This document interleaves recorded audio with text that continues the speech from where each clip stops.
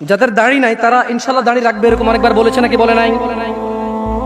পরে রাখবে, আর একটু বয়সের পরে।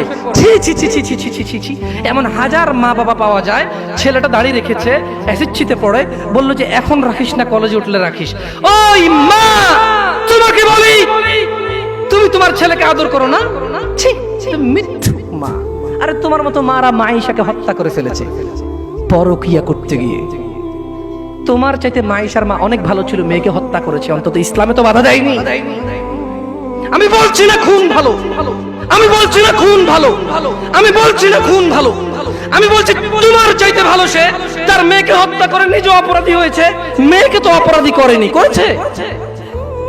তুমি তোমার ছেলেকে দাঁড়িয়ে রাখতে না করো। ঠিক আছে, তোমার ছেলে কলেজে যাবে না, এখানে মহিলারা ওয়াজ শোনে, এই কাগজ কি কেউ পৌঁছাতে পারবে? মহিলা লিখে দেবে তার ছেলে কতদিন বাঁচবে, লিখে দিবে তার ছেলে কলেজ পর্যন্ত বাঁচবে, তারপর দাঁড়িয়ে রাখবে, সে লিখে দেবে। কেন? ওর মা তো বললো কলেজে উঠলে রাখবে, তা কিভাবে বললো ওর মা?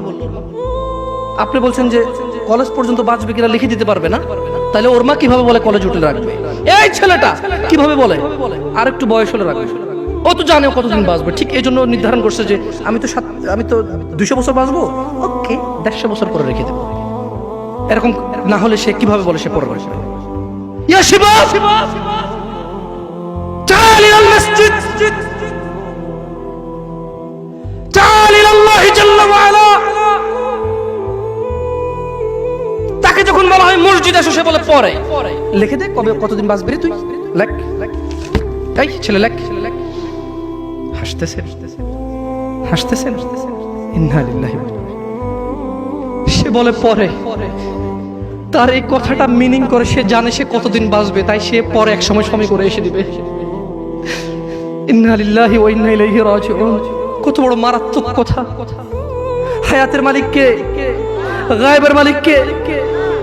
সে কিভাবে বলে সে পরে আসবে? সে মাগরিব পড়বে না, ঈশা পড়বে না, ফজর পড়বে না, সে মাগরিবে বলে কালকে ফজর থেকে পড়বো, সে রাতের গ্যারান্টি দিচ্ছে সে বাঁচবে। লিখে দে তুই রাত বাঁচবি। আল্লাহ ক্ষমা করুক এরকম মাদের যারা তাদের ছেলেকে দাঁড়িয়ে রাখতে দেয় না। আল্লাহ ক্ষমা করুক এরকম যুবকদের যারা বলে বড় হলে রাখ দাড়ি। আল্লাহ ক্ষমা করুক এরকম মুসলমানকে যে নিজেকে মুসলমান মনে করে, নামাজের দিকে ডাকলে বলে পরে আসবো। শোনেন, দুনিয়া তুচ্ছ। দুনিয়া কি? জামশেদ মজুমদার বলেছে না, দুনিয়া তুচ্ছ। জামশেদ মজুমদার বলেছে? কে বলেছে? কে? আল্লাহ জাল্লা ওয়া আলা,